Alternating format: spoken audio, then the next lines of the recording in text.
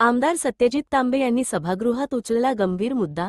संगमनेर हद्दीत गटाराची साफसफाई करताना अतुल पवार आणि रियाज पिंजारी या दोन तरुणांचा मृत्यू। प्रशासन आणि ठेकेदारांच्या दुर्लक्षामुळे। सत्यजित तांबे यांची ठाम भूमिका, ठेकेदारांवर कारवाई झालीच पाहिजे, पण त्याचबरोबर महापालिका प्रशासनातील दोषी अधिकाऱ्यांवरही कारवाई झाली पाहिजे। मृत कर्मचाऱ्यांच्या कुटुंबियांना प्रत्येकी 50 लाखांची नुकसान भरपाई तातडीने द्यावी।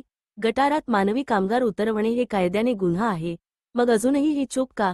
हे प्रकरण केवळ कागदावर न राहता कडक कृती झाली पाहिजे। सत्यजित तांबे, डॅश न्यूज मराठी प्रतिनिधी अन्सार सय्यद।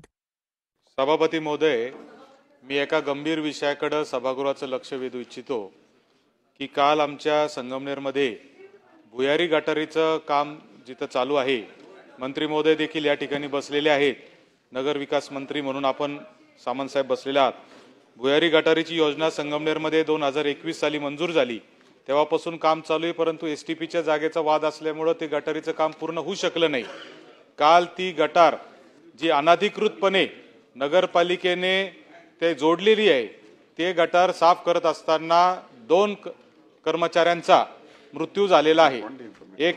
एक कर्मचारी आहे ज्याचं नाव आहे अतुल पवार, तो ठेकेदाराचा कर्मचारी होता, तो त्या गटारमध्ये साफ करायला काल उतरला सभापती महोदय, आणि विषारी वायूमुळे त्याला वाचवायला दुसरा रियाज पठाण नावाचा दुसरा एक मुलगा त्याला वाचवायला गेला, त्या दोघांचा मृत्यू त्याच्यामध्ये काल झालेला आहे।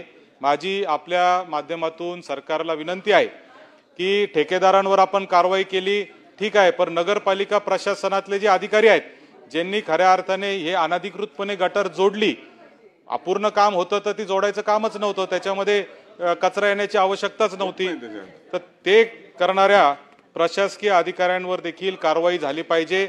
आणि हे जे मृत जो कर्मचारी आणि त्याला वाचवायला जाणारा रियाज पठाण नावाचा युवक आहे, त्या दोघांनाही नगरपालिकेने 50-50 लाख रुपयाची नुकसान भरपाई सरकारने नगरपालिका देऊ शकत नसेल तर मुख्यमंत्री सहायता निधीमधून सरकारने द्यावं, मात्र तो निधी त्यांना दिला पाहिजे। कारण सभापती महोदय, याच सभागृहात सभापती महोदय चर्चा परवाच झाली की गटारमध्ये माणूस उतरून साफसफाई करू शकत नाही, हा कायदा आहे, झाला ना आता नाही, हा कायदा आहे, आपण पॉइंट ऑफ इन्फॉर्मेशन, आणि या कायद्यामध्ये सरकारने याच्यावर निवेदन करावे।